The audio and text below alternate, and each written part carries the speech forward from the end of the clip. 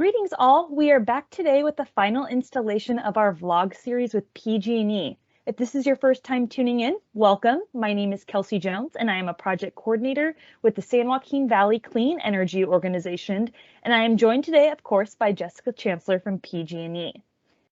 In the last 10 months or so, we have brought you 3 episodes of this vlog series that dive into residential resources for PG&E customers, from customer care programs to COVID-19 resources to updates on the time of use transition.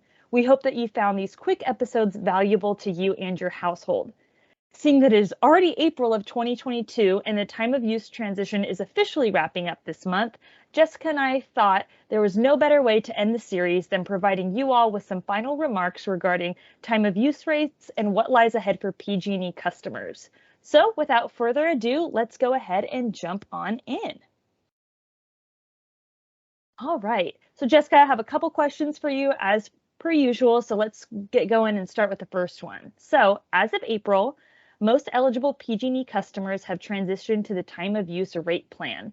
Can you please provide a refresher on TOU rate plans and how customers know if they've transitioned to this rate structure? Yeah, absolutely. Thanks for having me on again, Kelsey. It's always a pleasure.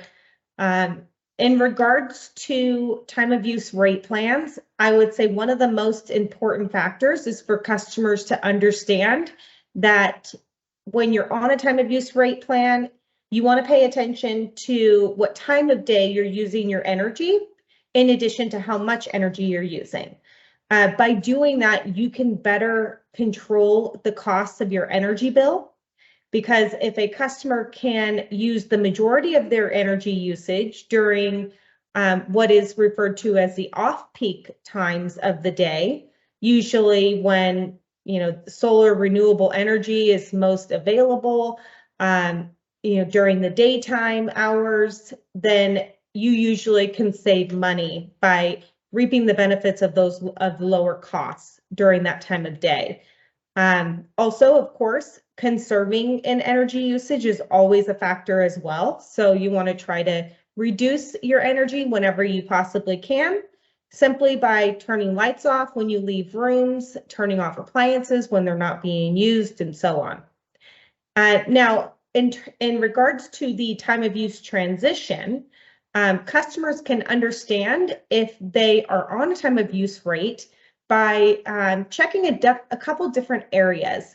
One being their energy statement that comes in the bill, or comes on the bill monthly, and they can see that either online, or if they have it mailed to their primary residence or mailing address, then they can look there.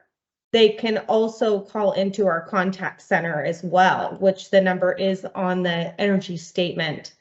That's one way, or holding a couple different areas where you can reference that. Also, when moving to the time of use rate plan, ETOUC specifically, customers receive a welcome letter in the mail. So that also just affirms what kind of rate plan the customer is on and how best to use energy on that rate plan. Perfect. So there are a handful of options that people can utilize, whether that's through their actual bill, contacting PG&E's customer service center. So folks, be sure to check out all the different ways that you can make sure that you're on the rate structure, because PG&E has a lot of different options for you.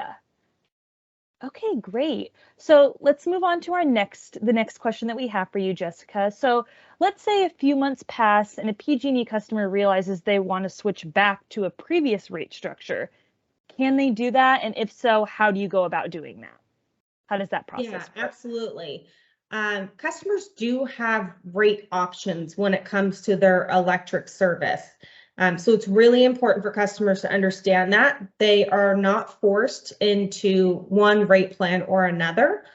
If a customer wants to determine what options they have, the best thing to do would be to go to our website online, which is www.pge.com/rate choices. Now, by going there, the customer will be able to get a brief summary of different rate plan options available. They will also be able to run a personalized rate plan comparison. That rate plan comparison is going to be based on that customer's specific usage and how they've been using their energy out their household. So that's a really great tool that takes out the guesswork in trying to figure out what is the best rate plan for you. And once you've completed that rate comparison, you'll have the ability to change your rate plan. So you can do it there online. That's one way. Another way to change your rate plan would be to call into the contact center. The telephone number is noted on your energy statement. It is 1-800-743-5000, and you can do that rate change through the automated system, or you can speak to a representative for assistance as well. So there's a few different ways in order to change your rate plan if you choose to. And you can change it at any time.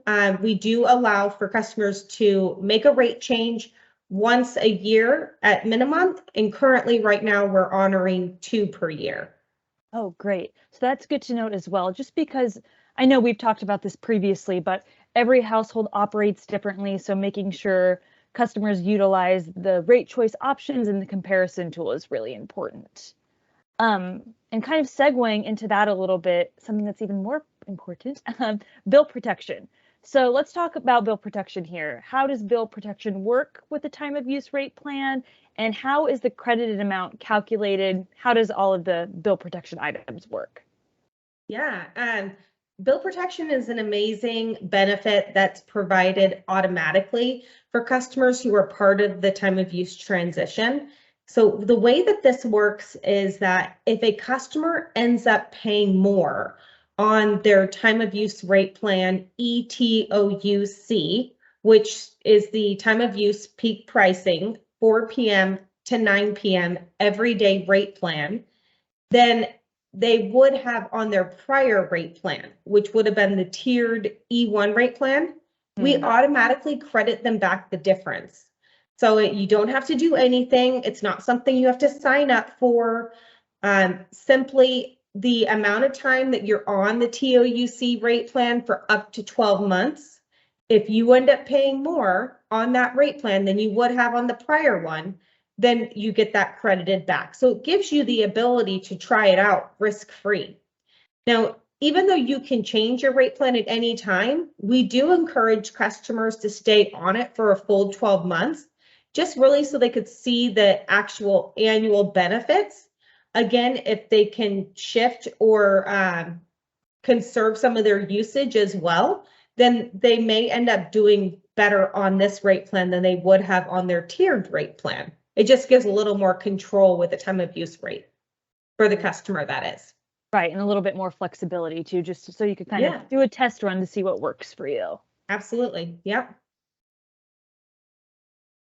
Okay, and then the final question that we have today. So after the transition is fully complete at the end of the month, or those customers that were eligible to transition have transitioned to the time of use rate plan, how can customers access resources or tips to help them adjust to the new rate plan? Because, you know, it's different for a lot of people. So making sure they have the resources could be really beneficial to customers. Yeah, when the customer transitions to the time of use C rate plan, they receive a welcome letter in the mail. And on that welcome letter, it does provide helpful tips on how best to use your energy on that type of rate plan.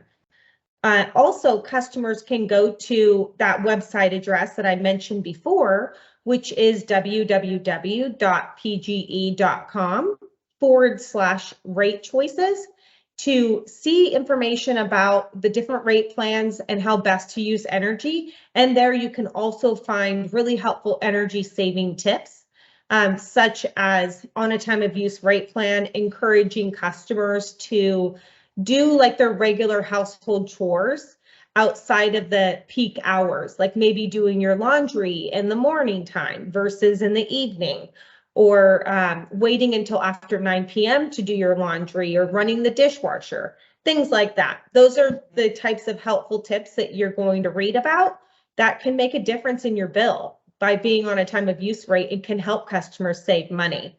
So I would refer customers not only to online, but to the welcome letter. And of course, if there's any questions, our contact center is happy to assist as well. Yeah, that's great. And I actually saw recently on the PG&E website almost stories or case studies from customers that have transitioned already and are giving kind of their own personal helpful tips to help conserve during the peak time. So that's also a new addition that I saw on there that was beneficial and helped out a lot. Yeah, it's great to hear from real life people how they're doing on time of use rates. I personally am on a time of use rate plan as well. One, because not only am I interested in trying to control my energy bill as much as possible and trying to reduce it as much as I can, but also because I have solar, and most customers who have solar are required to be on some form of time of use.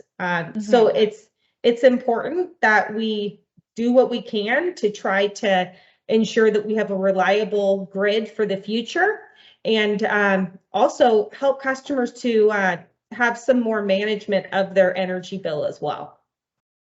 Exactly. And with that, that's a wrap. It's a wrap on our vlog series. I want to first thank Jessica for joining us on this series and providing your expertise on all of the PG&E resources, specifically with the time of use transition. It has been a great experience and we've learned a lot in the last few months. And thank you all for joining us for the series. SJVCEO's longstanding partnership with PG&E will continue, and we're looking forward to serving you all in your communities. So thank you again so much, and we hope to see you soon. Thanks. Thank you.